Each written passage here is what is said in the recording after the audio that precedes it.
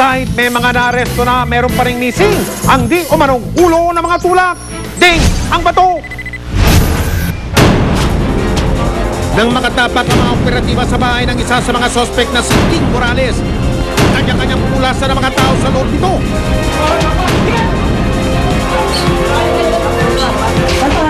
Mari po, Morales.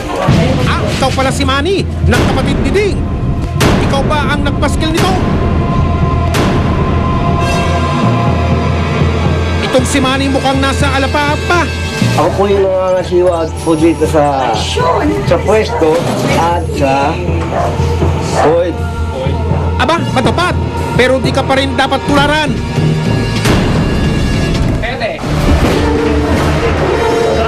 Ipinagpatuloy naman ng mga operatiba ang paghahanap kay Ding.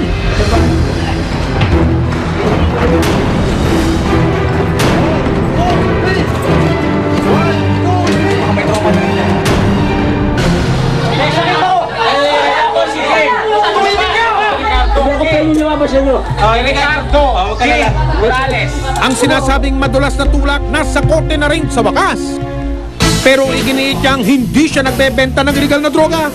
Ako'y gumagamit lang, sapagat yan, isa sa tapasigla ng kato ko para makapaglinis ako ng bahay. Wow, parang energy drink lang ha? Isa ka pang hindi dapat tularan. Nang dumating ang mga kinatawan ng barangay, naghalughog na ang mga operatiba sa bawat bahay. Sa bahay ni Ding, hindi na nahirapang maghanap ng ebidensya. Nasa isang mesa lang kasi ito na parang pagkaing nakahain. Foil, lighter at iba pang paraphernalia. May kasama pang marijuana. Sa sumunod na palabag, mas marami pang nakuwang ebidensya. Alam mo ba, Mang na kung sa'yo ang bahay, tapos may nag-occupy ng ganyan, may sagutin ka. Ayaw po, sir. Sa bahay naman ni Darmo, isa-isang nakita ang mga ebidensyang maaari raw magdiin sa kanila. Arestado, pati ang may bahay ni Darmo. Si Darmo, distributor din ni Ding Morales. Ang asawa ni Darmo ay si Doray. Si Doray ay pamangkin ni Ding. Sa bahay naman ni Mayi, ito ang tumambad sa amin. Tututanggi naman si Mayi sa mga reklamong pagtutulak umano ng illegal na droga. Ano po pangalan mo? Marsigita po. Ha? Ano te? Marsigita. Marsigita ano po? Adelina. Dito po kayo nakatira? Mag-order lang po. Ito yung taga-benta ni Ding Morales sa lugar.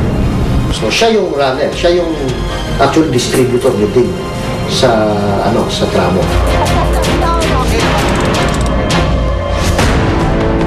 Kapatid ni Ding Morales ang kasalukuyang punong barangay na Barangay 43. Ayon kay Kapitan, hindi nagtutulak ng droga ang kanyang kapatid. Noong araw alam ko, pero ngayon, alam ko adik na lang niya, gumagamit. Pero aminado siyang hindi niya kayang pigilan ang benta ng illegal na droga sa kanyang nasasakupan. Hindi ko makukontrol siya, totoo lang, pagkat ibang kanilang kaisipan, pag-ugali, at iba naman ako kahit silang makabagal. Pero sasabihan ko sila. Aba naman Kap, kasama po sa inyong tungkulin ng pagsugpo sa illegal na droga.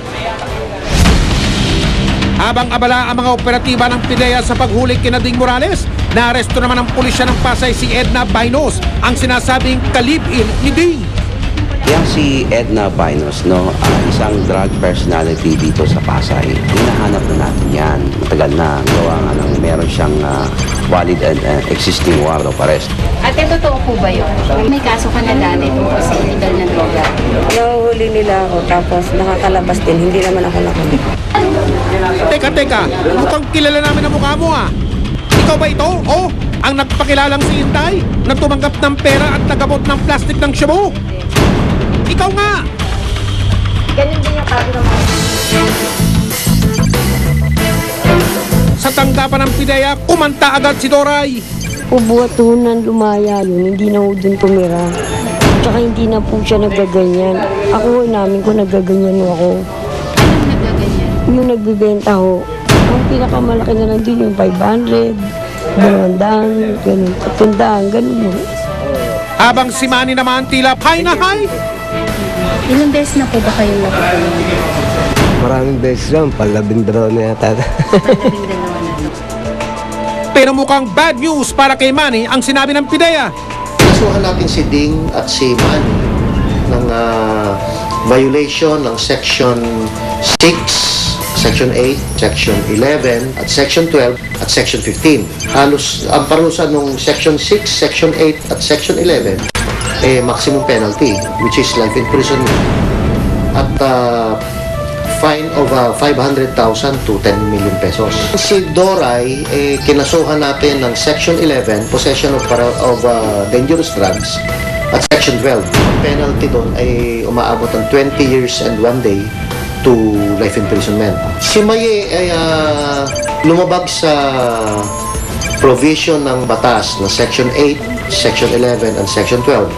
So, maximum penalty ito, life imprisonment, and a fine ranging from 500,000 to 10 million pesos. Si Melanie ay lumabag sa provision ng batas na Section 7 at Section 15. At Section 15, use of dangerous drugs. Parang nabunutan naman daw ng tinik sa dibdib ang pulisya ng Pasay dahil sa pagkakahuli kina Ding. Aminado silang talamak ang bentahan ng ilegal na droga sa kanilang lungsod. Nakakahiya nga sabihin, pero out of 201 barangays are all affected. Of course, siyempre, it is our duties and responsibilities linisin yan.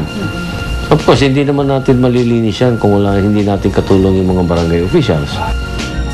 Maghahain din daw sila ng kasong administratibo laban kay punong barangay Alejandro Morales. Pwede pa namin i-charge lahat yung mga yan ng harboring of criminals. Kapag malinis yung barangay niya, and yet doon mismo sa compound niya, meron sila mga tinatago, may mga warrant of arrest. Gumawa na ako ng mudya, katinag-alam nila sir yan. Walang nakakatakas. Ang illegal na droga hindi dapat ipagwalang bahala. Dapat manguna sa paglaban dito dahil kung hindi, ito ang salot na sisira sa pamilya at sa ating lipunan.